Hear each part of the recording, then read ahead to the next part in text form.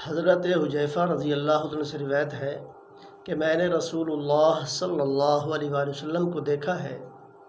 کہ آپ کا رنگ سفید تھا، بہت خوبصورت تھے اور آپ عمر رسیدہ تھے۔ حضرت حسن رضی اللہ تعالی عنہ بن علی رضی اللہ تعالی عنہ آپ کے ساتھ مشابہت رکھتے تھے، تو ہم کو آپ نے 13 اونٹنیاں دیے جانے کا وعدہ کیا، حکم دیا۔ ہم ان کو لینے کے لیے جانے لگے تو آپ صلی اللہ علیہ وسلم کی وفات کی خبر آ گئی، ہمیں اونٹنیاں نہ مل سکیں۔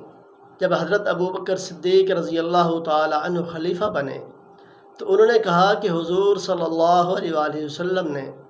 اگر کسی شخص کے ساتھ وعدہ کیا ہو وہ ہمارے پاس آئے، میں ان کی طرف کھڑا ہوں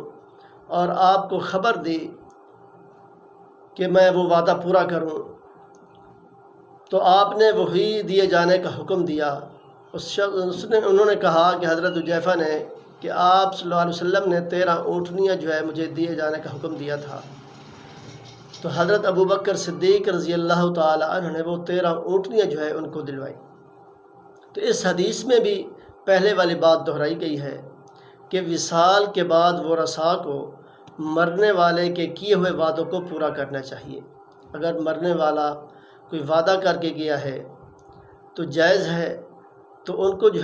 ان کے ورثاء پورا کریں، لیکن بہت کم لوگ ایسے ہیں جو مرنے والے کے سر سے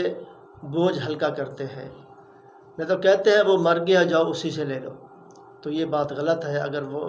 مرنے والے نے کوئی وعدہ کیا ہے کسی کے ساتھ، کوئی لین دین کا معاملہ ہے، تو ان کے ورثاء کو چاہیے کہ وہ اس کو حل کریں، اس کو پورا کریں۔ دعا ہے عمل کی توفیق عطا فرمائے۔